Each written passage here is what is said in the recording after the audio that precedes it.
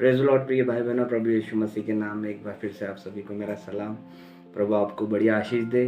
और आज फिर से हम लोग एक छोटे से टॉपिक पे बात करेंगे। विषय ऐसा है कि जब हम परेशान होते हैं, जब हम चिंतित होते हैं तो हम क्या करें। जब हम ट्रबल्ड है हमारे, तो ऐसे सिचुएशन में हम क्या करें। देखिए ऐसा है कि ऐसा तो कोई नहीं है जो चिंतित नहीं होता, जो परेशान नहीं होता। हम देखते हैं कि हर एक मनुष्य के जीवन में कहीं ना कहीं किसी ना किसी समय पे कोई परेशानी उठ खड़ी होती है उसके जीवन में, या कोई चिंता या कोई डर भय उसके जीवन में आ जाता है।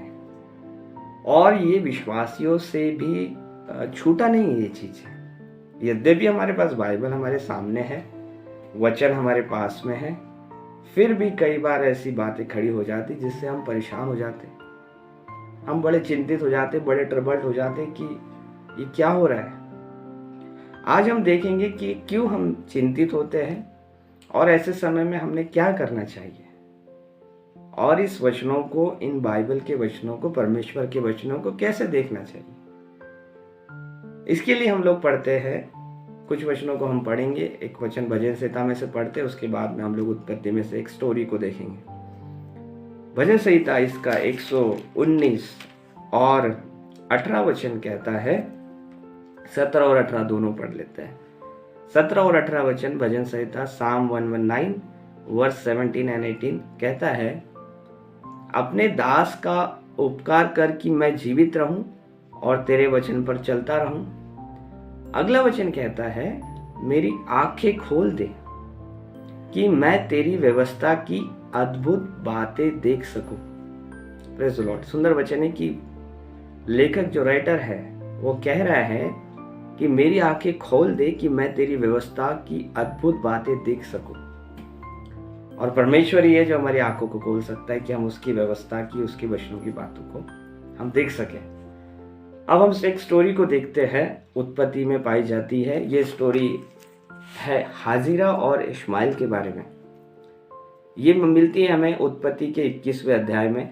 आपको उसके 9 वचन से हम लोग कुछ बातों को पढ़ेंगे, या उसको शॉर्ट करने के लिए हम लोग थोड़े से कुछ वचनों को पढ़ेंगे।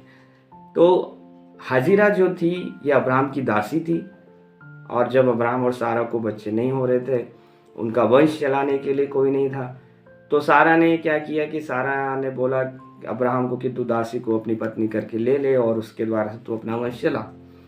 और फिर उसके बाद में हाजिरा को भी एक बेटा होता है।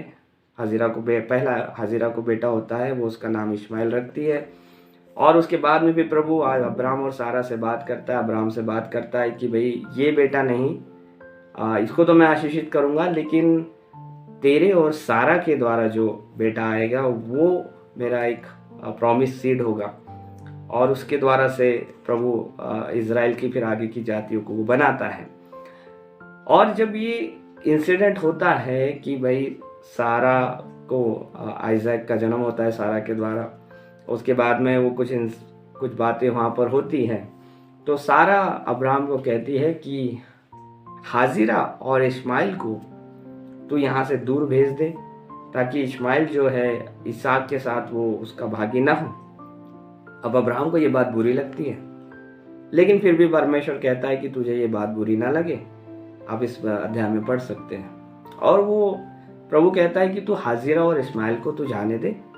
और उसके बाद में फिर हम लोग पढ़ते हैं, कुछ वचनों को पढ़ते हैं, इसमें से प्रभु हमें कुछ बातों को सिखाए।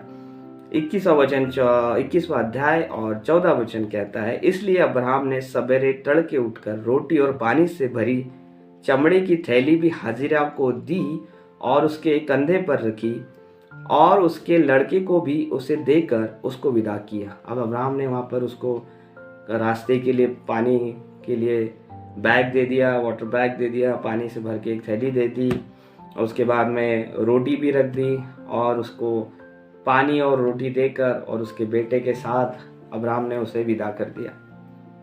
और उसके आगे लिखा हुआ है, वो चली गई और बेरशेबा के जंगल में भटकने लगी। अब यहाँ पर मैं हाजिरा और इश्माइल के बारे में यहाँ पर बात कर रहा हूँ। देखिए अब्राहम के साथ में ये लोग रहे हैं, अब्राहम जिस परमेश्वर की आराधना करता था, जिस परमेश्वर को मानता था, जिसके पीछे वो चलता था, उस परमेश्वर को ही मानने वाली हाजिरा है, उस परमेश्वर को ही मानने वाला इस्माइल है। क्योंकि उसने अपने पिता को देखा होगा कि किस तरह पिता आराधना करता है, कैसे परमेश्वर पर विश्वास करता है। तो ये दोनों एक तरह से यहाँ पर विश्वासी दिखाई देते हैं। और हम लोग प्रॉमिस सीड की बात नहीं कर रहे हैं, लेकिन एक स्टोरी में से हम कुछ देखने की बात करें, कुछ देखेंगे आज हम लोग कि परमेश्वर को हम लोग कैसे देखें जब हम परेशान हों। अब यहाँ पर इनकी जर्नी स्टार्ट हो गई और बेरशेबा के जंगल में माँ और बेटे दोनों अकेले रोटी और खाना लिए चले जा रहे हैं। और आगे देखने को मिलता है कि इनको कोई ठिकाना नहीं मिल रहा है। ये जा रहे हैं लेकिन इनको कोई सहारा नहीं मिल रहा है, अकेले पड़ गए हैं। और जो रोटी और वो पानी लेकर आए थे अब वो भी खत्म होने पे आया है और इन्हें आसपास कहीं कोई सहारा नहीं मिल रहा है। और वो रेगिस्तान का वो जगह, मरुस्थल वो जगह जहाँ पर पानी की किल्लत होती है और हम जानते हैं कि हमें जीने के लिए पानी की बड़ी आवश्यकता है। ऐसी ये परिस्थिति में ये माँ बेटे अब गुजर रहे हैं। आगे का वचन कहता है, जब थैली का जल समाप्त हो गया, अब थैली का जो जल है समाप्त हो गया, जो इनकी जीने की जो आशा थी, खाना भी समाप्त हो गया, जल समाप्त हो गया। खाना समाप्त हो गया तो कुछ दिन हम लोग पानी पे जी सकते हैं, लेकिन इनकी थैली का जल भी समाप्त हो गया। इनके जीने की आशा जाती रही। और ऐसी मुसीबत के वक्त जरूरी है कि ये लोग परेशान हुए होंगे, क्षमा करें, खासकर उसकी माँ हाजिरा, इस्माइल की माँ हाजिरा। आगे लिखा हुआ है वचन में, तब उसने लड़के को एक झाड़ी के नीचे छोड़ दिया। अब एक झाड़ के नीचे उसने लड़के को रख दिया, क्योंकि मेरे प्रियो इनकी परिस्थिति ऐसी हो गई थी कि अब इनके पास पानी और खाना नहीं है। अब मरने के अलावा इनके पास कोई दूसरा रास्ता नहीं है। एक बड़ी, अगर हम उस सीन को अगर हम सोचे तो बहुत ही बुरी परिस्थिति में से ये लोग गुजर रहे हैं। एक बड़ी कठिन परिस्थिति में से ये लोग गुजर रहे हैं और ये माँ परेशान है अपने बेटे को लेकर, चिंतित है अपने बेटे को लेकर।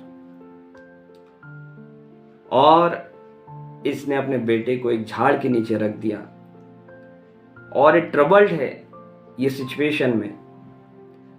आगे लिखा हुआ है, और आप उससे तीर भर के टप्पे पर दूर जाकर उसके सामने यह सोचकर बैठ गई, मुझको लड़के की मृत्यु देखना ना पड़े। वो दूर जाकर बैठ गई कि पास से मैं अपने बेटे की मृत्यु नहीं देख सकती।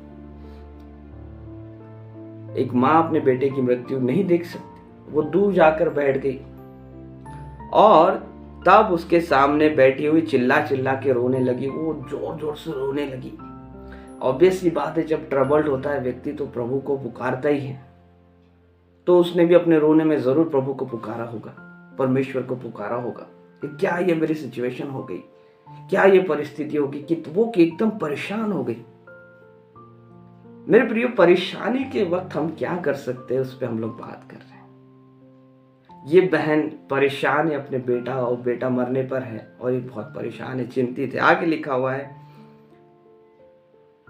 परमेश्वर ने उस लड़के की सुनी। अब देखिए, ये लड़का मृत्यु उसकी होने वाली है, इस्माइल की मृत्यु होने वाली है। बस मरने पे पानी नहीं है, जल, ये रोटी नहीं है, लेकिन वो लड़का भी कहीं ना कहीं अंदर से परमेश्वर से प्रार्थना कर रहा होगा।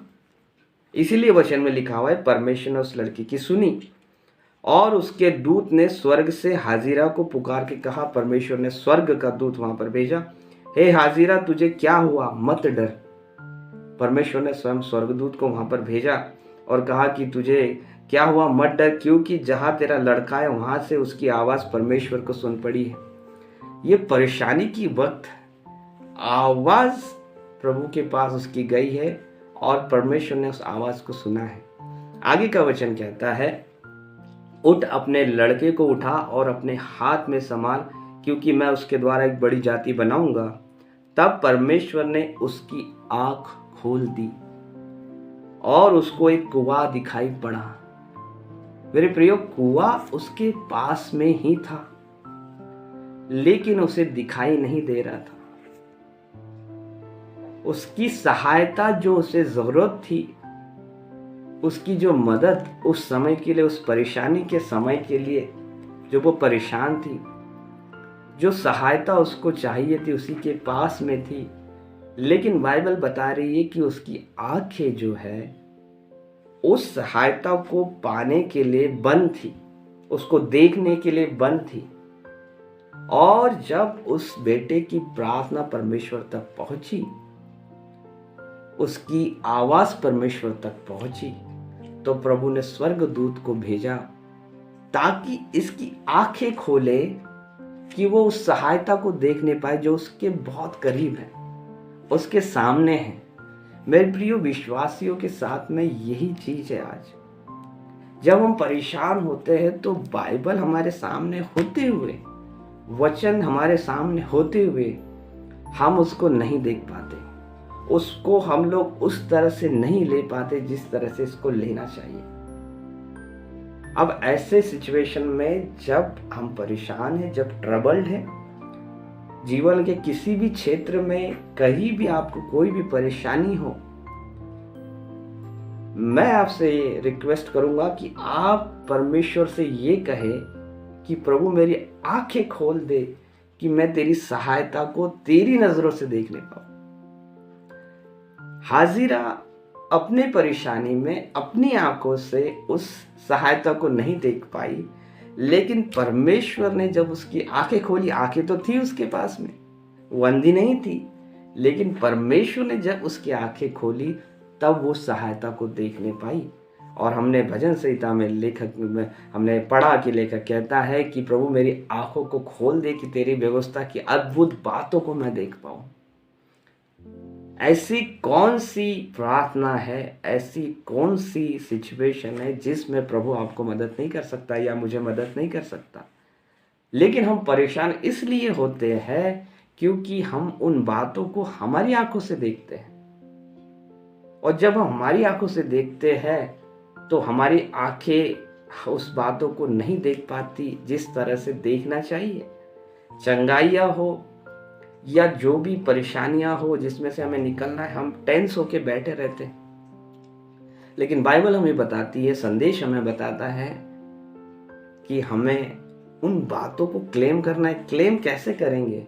जब परमेश्वर हमारी आंखों को खोलेगा कि हम उसके प्रॉमिसेस को देखने पाए उसकी नजरों से, उस पवित्र आत्मा की नजरों से जिसने इसे लिखा है। मेरे प्रियो, जब हाजिरा की आंखें खोली गई तब उसने देखा कि मेरे सामने ही मेरी सहायता है। मेरे प्रियो, वचन बताता है कि ऐसा कौन सा परमेश्वर है जो अपने प्रजा के, अपने लोगों के इतने निकट रहता है। ये हमारा परमेश्वर हमारे बहुत करीब है, बहुत निकट है। एक वचन कहता है कि ये संकट में अति सहजता से मिलने वाली ये सहायता है।